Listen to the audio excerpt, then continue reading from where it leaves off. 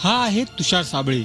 10वीची परीक्षा देऊन नुकतंच नातेवाईकाच्या लग्नासाठी आणि सुट्ट्यांची मजा घेण्यासाठी तो मामाकडे आला होता। मात्र नाशिक मधल्या गुन्हेगारीनं या निष्पाप तुषारचा बळी घेतलाय। नाशिकच्या पेठ रोड परिसरात 18 मेच्या रात्री किरण निकम या गुन्हेगाराचा खून झाला होता।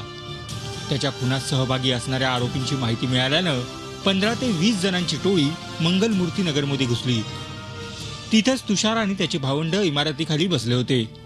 यावेळी टोळक्यानं दिसेल त्यावर हल्ला करण्यास सुरुवात केली।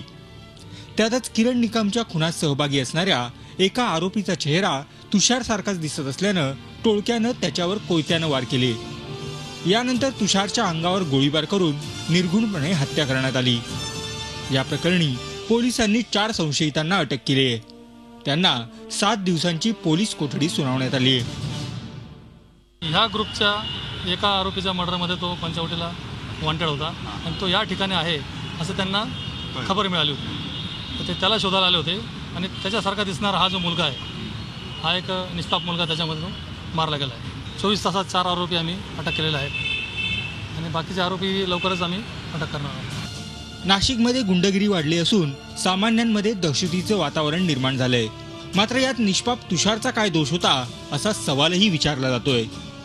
असे जे मुलं राहतात ते दहशत पसरवण्यासाठी जे करतात त्यांच्या पोलिसांनी जबरदस्त त्यांच्यावर धाक बसवलाच पाहिजे।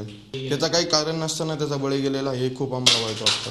तो तिथून आत्ताच्या इथून तुम्हाला असं जसं पुढच्या गोष्टी माहिती असताना असं झालेलं आहे ते खूप असे बोलतात का इथं येऊन भरपूर मोठी चुकी झाली आहे का माझ्या पोराचा काही गुन्हा नसताना पण त्याला हे केलेलं आहे त्या लोकांनी। गेल्या 2 महिन्यापासून नाशिकमध्ये गुन्हेगारी टोळ्या सक्रिय झाल्यात। एकमेकांचा काटा काढण्यासाठी किंवा दहशत माजवण्यासाठी शहरात वाहनांची तोडफोड जाळपोळ केली जात होती। आता तर थेट दिवसाढवळ्या भर रस्त्यात खून केले जात आहेत। गुन्हेगारीशी संबंध नसणाऱ्या निष्पापांचा बळी जातोय। त्यामुळं गृह खातं सांभाळणाऱ्या आणि नाशिक दत्तक घेण्याची घोषणा करणाऱ्या मुख्यमंत्र्यांनी याकडे लक्ष देण्याची गरज आहे। मुकुल कुलकर्णी, झी मीडिया, नाशिक। झी 24 तास रहा एक पाऊल पुढे।